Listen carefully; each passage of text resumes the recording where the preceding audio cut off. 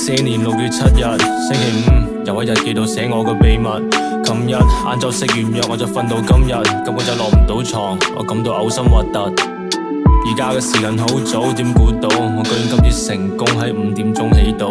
應該係琴日實在我瞓得太早，趁而家仲係清醒，將日記寫喺本簿。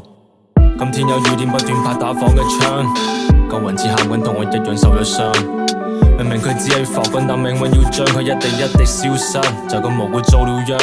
我都唔記得幾時之前開始寫日記，記得之前仲係尾，而家咁自暴自棄。原來我嘅大腦已經識得自動去麻痹晒嗰啲所謂嘅無謂，係我自動嘅防備。我揭咗揭日記，醒起原來就係佢。其實準確啲應該話佢哋。去到呢刻我突然想即刻放棄，繼續寫落去，因為我驚佢哋會偷睇我嘅日記。無數次俾人老屈，無數次俾人懷疑，對日記講真話，對佢哋講啱聽嘅吐詞。每一步嘅行為都要去考慮適唔適宜，揀錯得罪佢哋咁放學就會被玩數小事。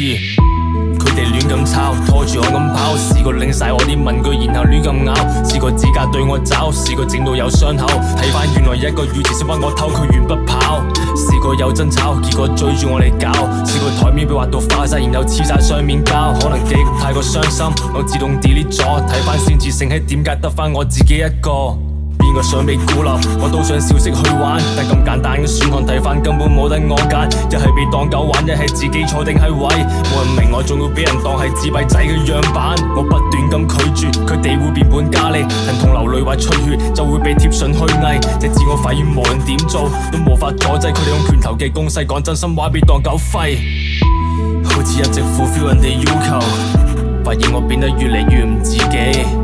我嘅存在無異於赤柱監囚，連自己都開始睇唔起自己，手開始震，呼吸都開始震，但我唔想食藥，因為會攰痛想瞓。而家連支筆都揸唔好，我打個腦袋，我咁廢離譜到而家連字都寫唔到。邊個喺度？我好似聽到佢哋喺我嘅左近，個敲門聲係咪代表佢哋喺附近？如果佢哋揾到日記簿，咁我一定死緊。我不斷左右望，耳仔貼牆聽住聲，佢哋係咪跟蹤過我？我心跳加快，甚至聽到聲，我真係驚，所有感官都變得 sensitive， 目光 scanning everything I need to leave。窗前有人望，係咪被發現咗？感覺周圍腳步聲都變得好清楚，我想要匿埋，好壓抑，好難忍。到底呢個係現實定幻覺，已經唔識分。我抱住我嘅日記簿不斷去門口衝，我驚俾人哋發現我變到咗捐窿。我要去我秘密基地，係天台一個空地，冇人知我冇事傷心，都會喺度吹下風。被雨水淋到濕晒，我開始有啲凍，淋到我之前嘅傷口，而家開始有啲痛。呢個狀況我似曾相識，但難以想起，內心討厭呢種煩躁嘅感覺。腦入邊不斷出現呢啲畫面，我一直用力打緊我個頭，我要將佢哋忘記，全部攔咗我個腦，我完全唔受控制，我好想嘔，有好多嘈吵聲同腳步聲喺附近跑，突然佢哋一個二個出現咗喺我面前，又係拎住原子筆將我包圍口出粗言。我求你放過我，求過你，求過你，我唔會同其他人講，我會堅守秘密。